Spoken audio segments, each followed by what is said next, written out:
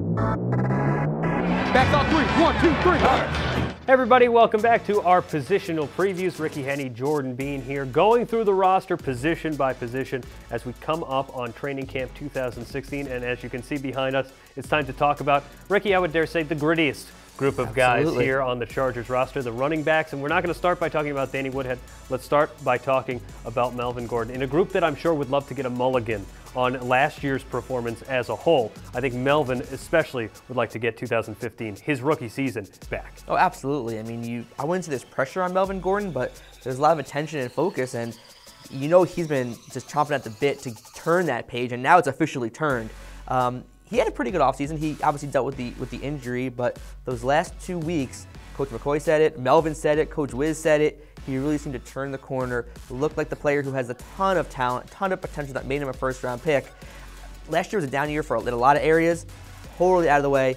Let Melvin just go. Let's see what he can do in training camp. Let's see what he does in the live bullets fly in the preseason games, and let's get this running game going. And let's talk about the running backs, because they're not just Melvin Gordon. It's not just 28 out there that's carrying the load for the Chargers. You have a group that's very familiar to Chargers fans from last year. Brandon Oliver returning healthy. Danny Woodhead is back. Even a guy like Dream Smith out of West Virginia is also returning. He was on and off the Chargers roster last year. You talked to all the positional coaches. When you talked to Ollie Wilson about this group, what was he saying? Well, he basically said, when you take a Melvin Gordon, a Danny Woodhead, and a Brandon Oliver, you put them together, that's pretty much the perfect running back, because they can do all these different things. And one thing we know about Mike McCoy's system, he likes to use multiple running backs. So all these guys are going to have to play a role and play a big role. What I find interesting is, during the Mike McCoy era, the most success the Chargers had running the football was that first year he was here with Ken Wisenhunt.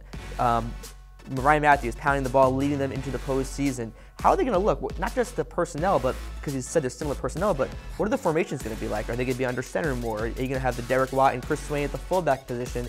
I think there's a lot of things to watch to see how the running backs are really used, and we'll get our first glimpse of it coming up in a few weeks. I'm sure something that's taking up a lot of internet chatter around the Chargers is the fullback position, to be quite honest with you. You have a undrafted guy coming out of Navy, a real great story, and then another great story, a drafted player out of Wisconsin in Derek Watt, who has a famous, moderately famous older brother, comes in as a former guy blocking and used to blocking for Melvin Gordon. When you look at those two, it's an interesting kind of combination. Oh, absolutely, because they're both very different types of fullbacks. Derek Watt is, I wouldn't say he's like LeRon McClain, who was the last true fullback the Chargers had. He may be more similar to, say, a Jacob Hester type, where he can make the blocks and he does all those things, but he can catch the ball to the back. Absolutely, and that's a big thing. I know Ollie Wilson, Coach Wiz all say when you have a fullback on the roster, he has to do more than just be the fullback.